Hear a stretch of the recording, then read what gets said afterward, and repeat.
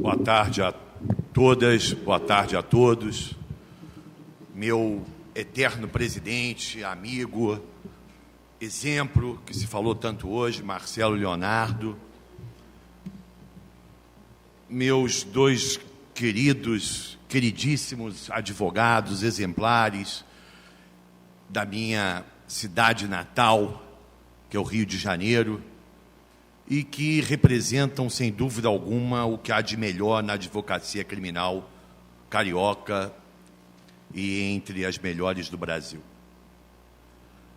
Outro dia eu estou sempre relendo alguns livros tradicionais e do passado que não servem para essa advocacia do século XXI, talvez, e entre eles eu gosto sempre de ler Heleno Fragoso, que foi examinado pelo professor Jair Leonardo Lopes, e lendo um livro muito interessante, Advocacia da Liberdade, onde Heleno conta vários casos de defesa na época dos anos de chumbo, em julgamentos perante as auditorias, a auditoria militar, a justiça militar e etc.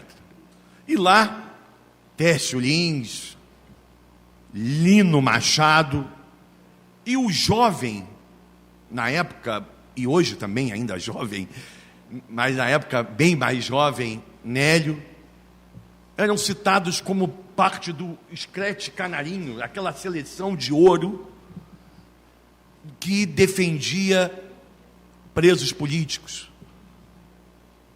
E lá naquela época, Fragoso falava dessa advocacia da liberdade. E outro dia eu escrevi um artigo com base praticamente num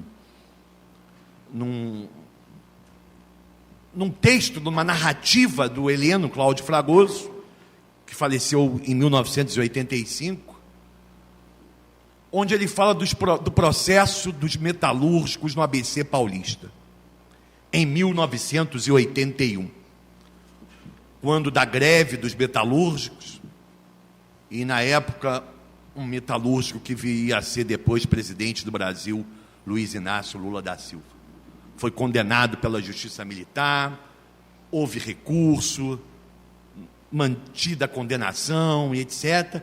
Em determinada fala, Heleno diz, eles se recolheram, mas voltaram rapidamente. A sentença já estava pronta. Eles tinham pressa. Qualquer semelhança não é mera coincidência.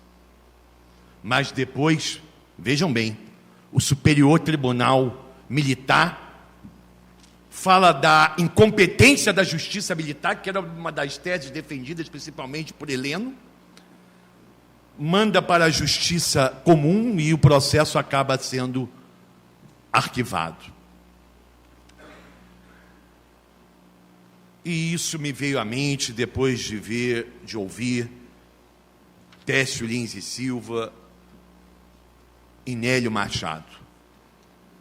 Com Nélio, eu tive a oportunidade de trabalhar num dos processos talvez mais difíceis dos meus 30 anos de advocacia, por algum tempo, na chamada Operação Furacão,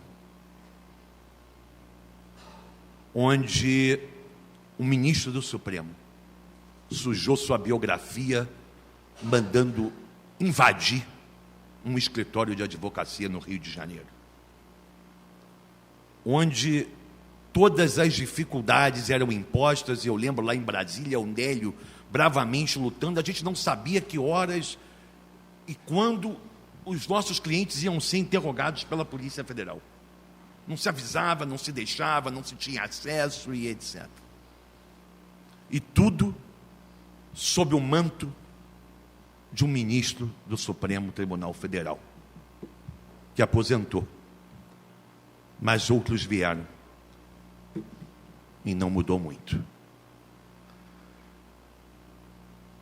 Cumprimento aqui Denise Maldonado, Camila Félix, Bárbara Bastos, Carolina, Cristiane, Carolina Luan, Vânia Leonardo, Donária e todas as mulheres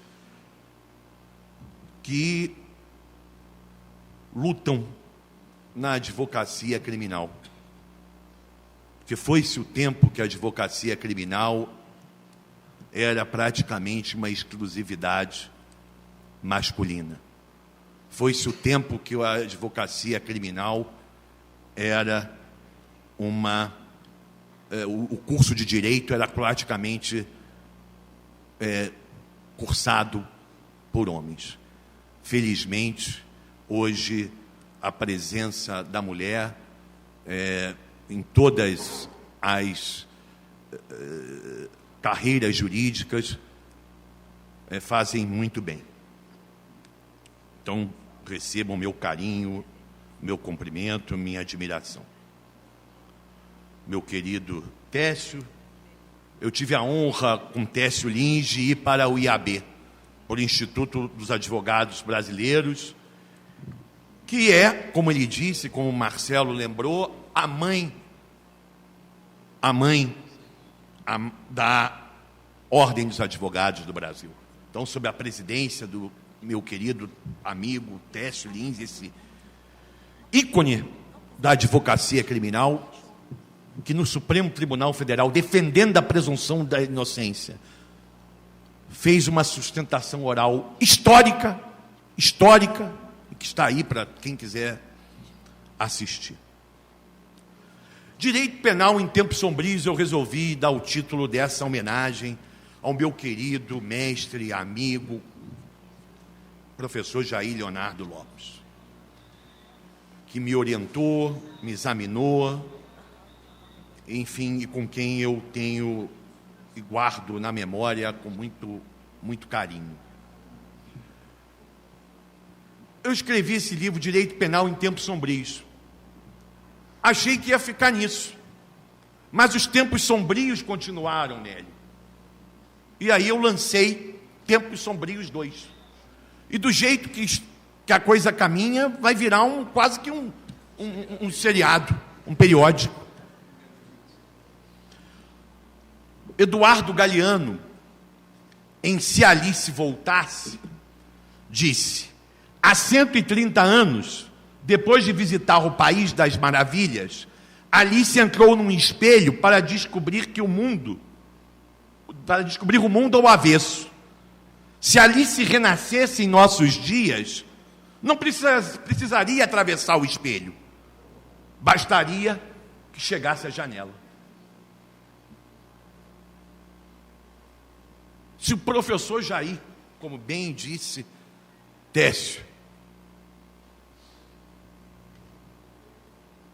pudesse voltar e ver o que está ocorrendo no Supremo, num Supremo que mitiga a Constituição da República, num Supremo que se acovarda, porque a presidenta do Supremo disse que ela não ia se acovardar, e ia pautar a ADC 43 e 44. Ela pode não ter se acovardado, mas ela foi desleal. Foi desleal com a Constituição da República, que todos os ministros do Supremo juram fidelidade. Eu não consigo entender e dar outra interpretação a um artigo, um inciso que diz que ninguém será considerado culpado até o trânsito em julgado de uma sentença penal condenatória.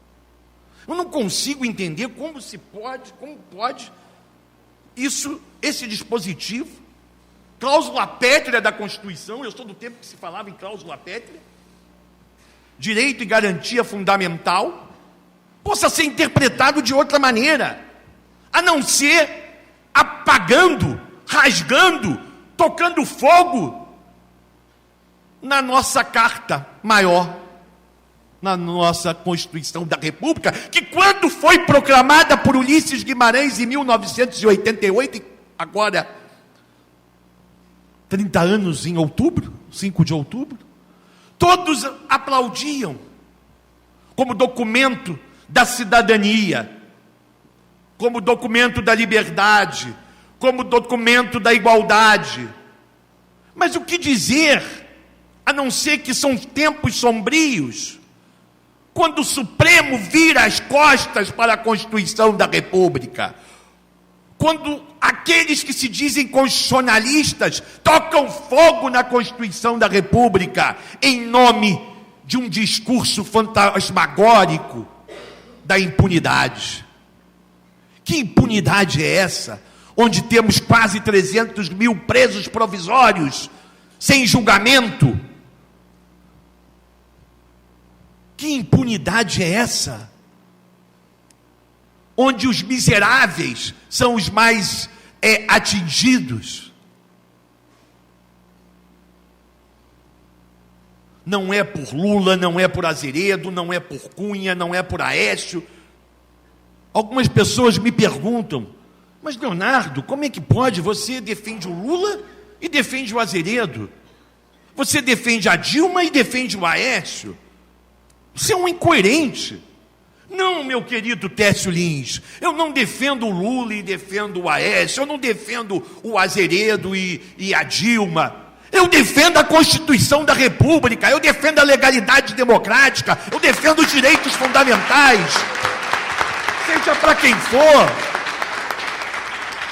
seja para quem for, seja para o branco, para o negro, para o azul, para o vermelho, para o amarelo, não importa, é isso que nós temos que ter em mente. E eu fico triste, doutora Camila Félix, quando eu vejo queridos confrades, companheiros da Abracrim, gozando com a prisão alheia. Um advogado criminalista não pode gozar com a prisão alheia, porque o advogado criminalista tem como cliente a liberdade, antes de mais nada. E Rui Barbosa, citado aqui por Nélio, já dizia, legalidade e liberdade são as tábuas da vocação do advogado. Então eu não gozo com a prisão de ninguém. Não gozo. Mala tempora currum. Eu perguntei ao Técio se estava certo, porque ele é professor de latim. Então eu fiquei no almoço treinando para não errar. Mala tempora currum. Sem empregar ou preocupar-se com o significado literal da expressão, Marcos Túlio Cícero, 106 a 43 a.C., lamentava-se do mau andamento das coisas vividas em tempos difíceis e proclamava: mala tempora currunt. A referida expressão é perfeitamente adequada para os tempos em que vivemos. Tempos sombrios, como referia Hannah Arendt, homens em tempos sombrios, homens e mulheres em tempos sombrios.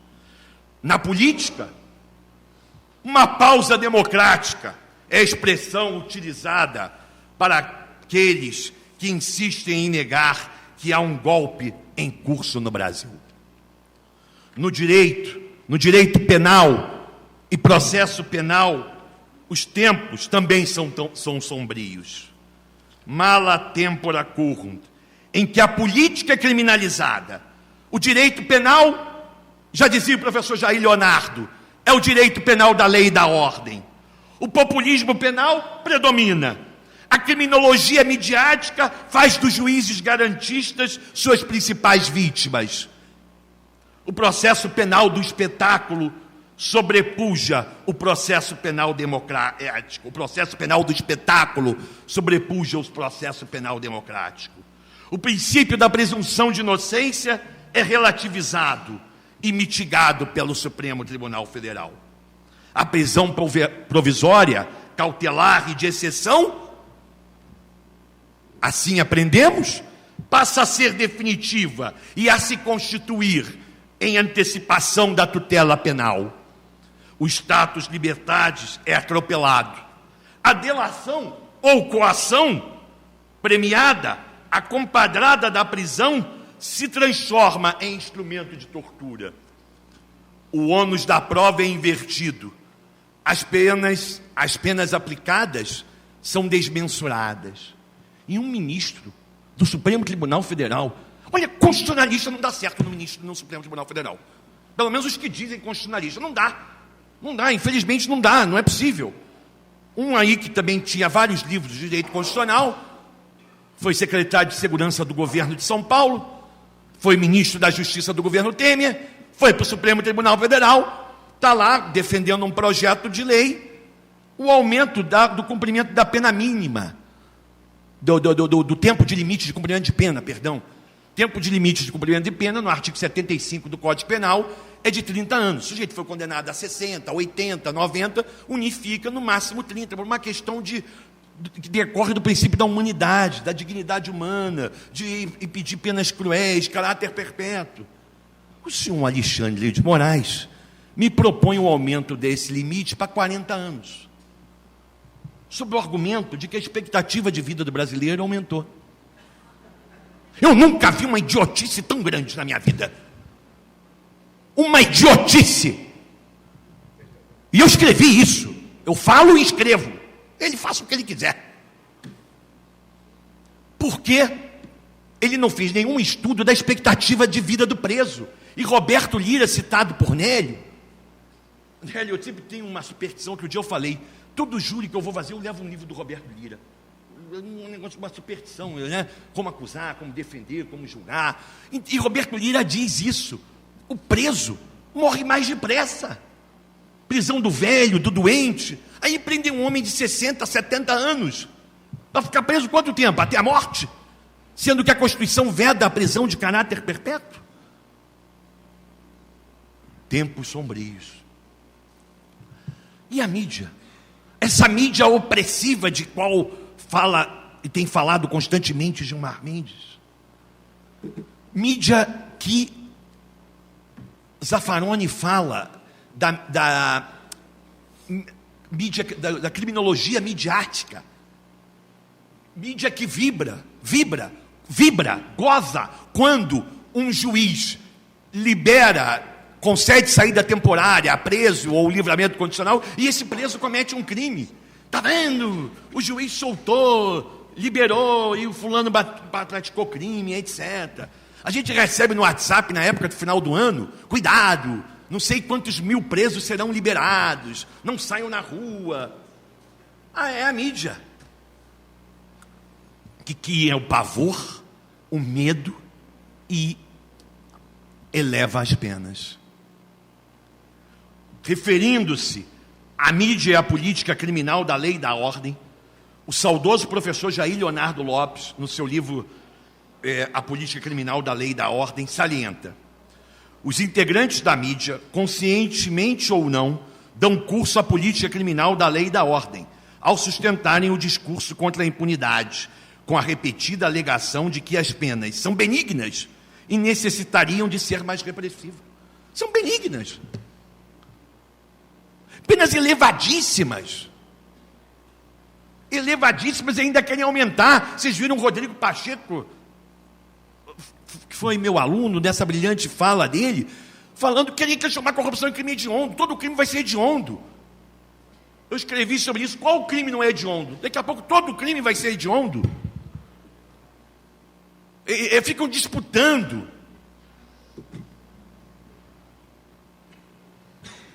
Não resta dúvida que em tempos sombrios a grande mídia contribui decisivamente para o avanço do Estado penal e da senha punitivista. No âmbito do direito penal, a mídia, com a construção do discurso do medo e da insegurança, contribui sobremaneira para o processo de criminalização. O poder da mídia em gerar um sentimento de insegurança é terrível. Terrível. Olha o que eles fazem com o Rio de Janeiro, com a nossa cidade querida, cidade maravilhosa.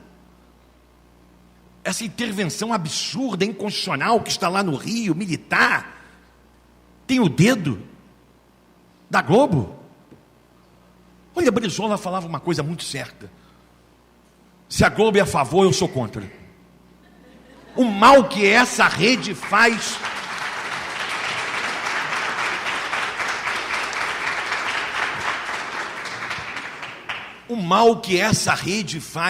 ao Brasil,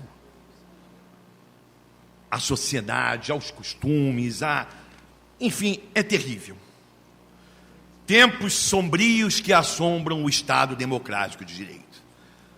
Mas pensando no dia de hoje, nesse tema, eu me lembrei de um artigo que eu escrevi, parte dele, sobre o filme A Ponte dos Espiões, dirigido...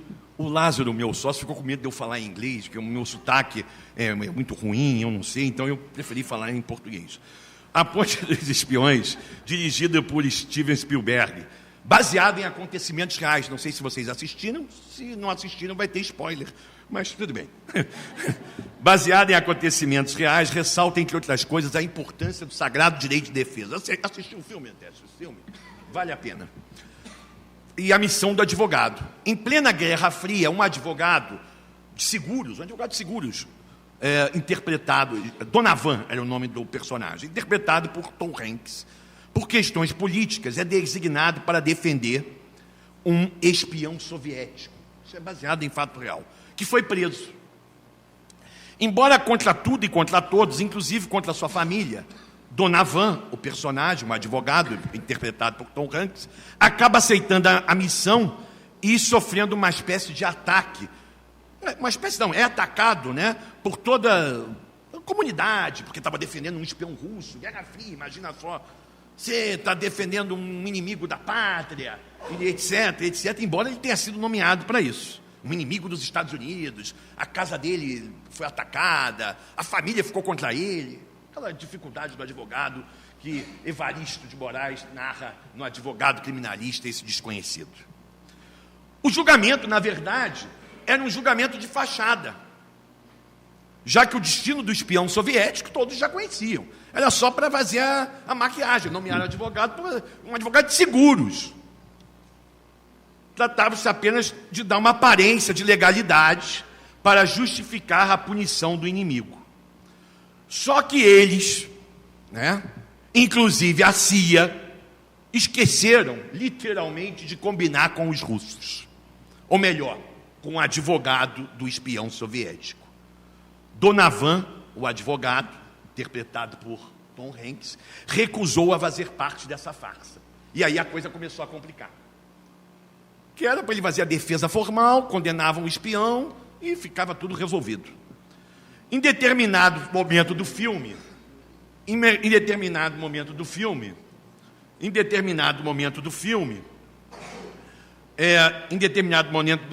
Donovan é perseguido por um agente da CIA que acaba seguindo o advogado, etc. E pergunta para o advogado: o que é que você está falando aí com o seu cliente e tal? O agente da CIA aborda o advogado e impressiona. Não vamos seguir esse livrinho de regras seu, não vale aqui não. Falam para o advogado sobre o livrinho de regras. Ao que Donovan responde: você é descendente, o advogado responde, você é descendente de alemães e eu de irlandês. Sabe o que faz de nós americanos? Só uma coisa, só uma. O livrinho de regras. Chamamos isso Constituição. Concordamos que a regra é isso e que nos faz americanos. Disse o advogado para o agente da CIA. Lamentavelmente, acho que vocês têm que... Bom, muito bem, voltando aqui, prometo que eu não vou falar mais em latim, nós vamos verificar, então, que no filme o advogado fala isso. É o livro, é a Constituição, é o livro de regras.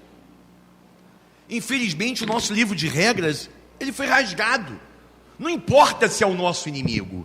É isso que o filme mostra. Não importa, lá era o russo. Não importa se é o inimigo político. Não importa. Quem quer que seja, o livro de regras tem que ser seguido. O devido processo legal, o contraditório, a ampla defesa, os direitos fundamentais, é a nossa garantia. Porque hoje violam contra os nossos inimigos, mas amanhã a gente pode ser o inimigo. Né? Amanhã a gente pode ser o inimigo. Então nós temos uma situação no país, e aqui fazendo um parênteses, nós temos um ex-presidente da República de um partido dos trabalhadores preso, e temos em Minas Gerais um ex-governador do estado preso, porque o Supremo Tribunal Federal rasgou o livro de regras. Porque o Supremo Tribunal Federal rasgou a Constituição da República. Porque a senhora Carmen Lúcia Antunes Rocha usou de estratégia e não colocou em julgamento a ADC 43 e 44, as ações declaratórias de constitucionalidade. E, infelizmente, isso é que me dói muito, quando eu vejo advogados aplaudindo isso. Eu dei 2 exemplos de pessoas de partidos que se polarizaram nas últimas 2 décadas. Então não se trata de ser A ou B, azul ou vermelho. Nós temos que defender o livro de regras. Doa quem doer. O livro de regras não se aplica ao inimigo, segundo Zaffaroni, segundo aqueles que defendem o direito penal do inimigo. Né? Porque o inimigo, na concepção de Gunther Jacobs, vinda de Carl Schmitt, o inimigo não tem direitos e garantias.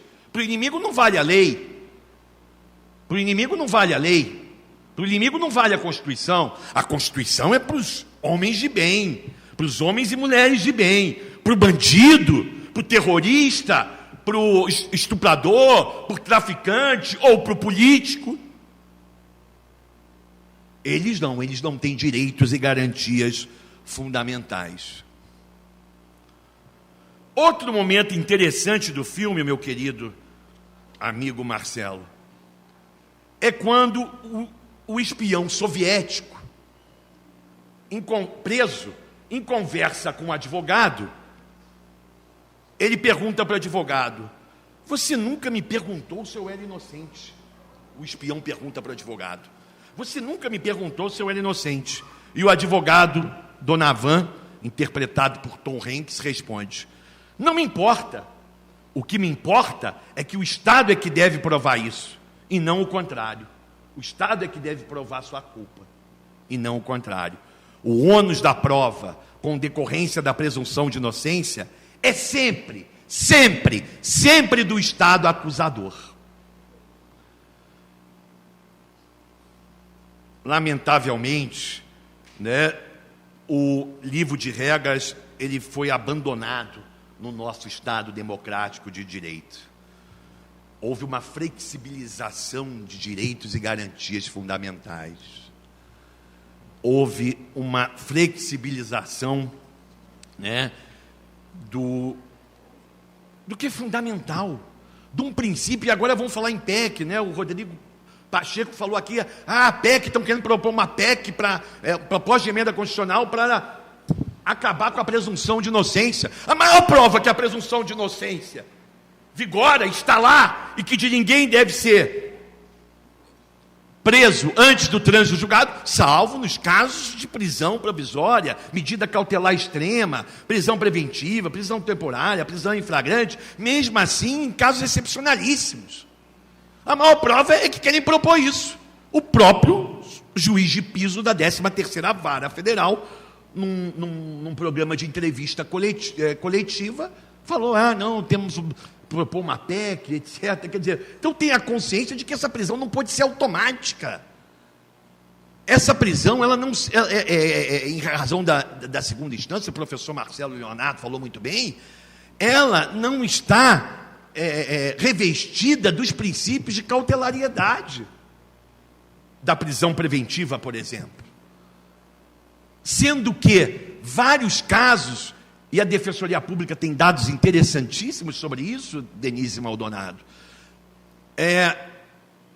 modificam, e o Rodrigo Pacheco falou da experiência dele pessoal, se modificam em recursos especiais ou extraordinário, seja para absolver o condenado em primeiro e segundo grau, seja para transformar o regime fechado num regime semiaberto, o semiaberto no aberto, ou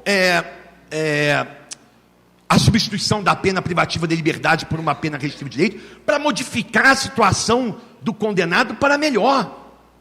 Que justiça é essa? Que sociedade é essa que fica inconformada quando um réu fica em liberdade durante anos, sem julgamento, mas não se inconforma quando um réu é preso sem que tenha se esgotado a via recursal? O que dói mais? A prisão de um inocente ou a liberdade de um culpado? de um eventual culpado, de um virtual culpado, de um suposto culpado. Mala tempore currum sed peiora parentur. Eu falei que não ia falar mais latim, mas tem isso. Vivemos tempos difíceis, mas infelizmente piores se aproximam. Eu não vejo, lamentavelmente, esperança nenhuma. Nenhuma. Com esse judiciário, com esse Supremo Tribunal Federal, dando o exemplo que ele vem dando para os juízes de piso, eu não vejo esperança nenhuma no judiciário, na política, enfim, com essa criminalização da política, com essa situação toda. Nós temos realmente, por isso é que eu digo, escrevi o Tempos Sombrios, já escrevi o Tempos Sombrios 2, confesso até que eu já tenho material para escrever o Tempos Sombrios 3. E aqui eu já vou encerrar, teve um intervalozinho, só para lembrar, amanhã vai sair um artigo meu, eu tenho uma coluna que sai todo sábado no Empório do Direito, que é onde acabo baseando meus livros. Praticamente todos os artigos, um ou outro é inédito. E conversando com a advogada do Lula, Valesca, querida amiga, ela estava me falando da decisão da ONU, que a imprensa divulgou de um jeito, negou a liminar, mas disse que estará atenta a violações de direitos e garantias do Brasil, em relação ao caso Lula. Né? Que é uma reclamação feita ao Comitê de Direitos Humanos, uma reclamação individual, uma coisa rara, difícil, mas que foi aceita. Foi aceita. Isso independente da questão política. Aí eu escrevi um artigo falando isso, dessa reclamação, e lá eu destaquei 3 pontos que são discutidos nessa reclamação e que me parecem importantes. A condução coercitiva do ex-presidente Lula, que depois Gilmar Mendes suspendeu genericamente. Foi um absurdo. Qualquer autor que se preze de processo penal, ele vai criticar a condução coercitiva. Se o acusado tem direito de ficar calado, de permanecer calado, de não fazer prova contra ele mesmo, por que ele tem que ser conduzido coercitivamente? Um outro aspecto, a interceptação telefônica entre o ex-presidente Lula e a então, isso que é importante, presidenta Dilma Rousseff, pelo juiz de piso Sérgio Moro. Sabemos que, de acordo com a Constituição da República, somente o Supremo Tribunal Federal pode processar e julgar presidente da República, investigar, processar e julgar. Isso foi um fato gravíssimo. E outros fatos, né, que eu coloco. A não nomeação dele para ministro, né, que foi barrada pelo ministro Gilmar Mendes. Em caso semelhante, o ministro Celso de Mello, ele autoriza a nomeação do Moreira Franco, né? A própria questão da presunção de inocência. E grampo, foi falado aqui hoje. Houve interceptação telefônica e grampos, inclusive no escritório de advocacia, com conversa entre o Cristiano e o ex-presidente Lula. Então, meus caros, claro que aqui tem pessoas de todas as afinidades políticas, mas não é isso. Como não é, e eu quero aqui também ressaltar, por meu dever de lealdade, e escrevi um artigo sobre isso, defendendo o voto do Alexandre de Carvalho, no caso do ex-governador Eduardo Azeredo. Foi condenado e foi preso com base nessa teoria absurda do domínio do fato, porque estava ocupando um cargo na época e um nítido exemplo de responsabilidade objetiva. Então não importa, isso é que eu quero que vocês entendam. Não importa se é do PT, do PSDB, do PCdoB, do DEM, não importa qual que seja o partido político, não importa qual seja a pessoa, não importa qual seja o crime. O que importa, o que é fundamental, é que seja respeitado o livro de regras, é que seja respeitada a Constituição da República, porque senão vamos continuar vivendo em tempos sombrios, em que o mundo se encontra no avesso, no dizer de Eduardo Galeano, com a esquerda na direita, umbigo nas costas e a cabeça nos pés. Muito obrigado.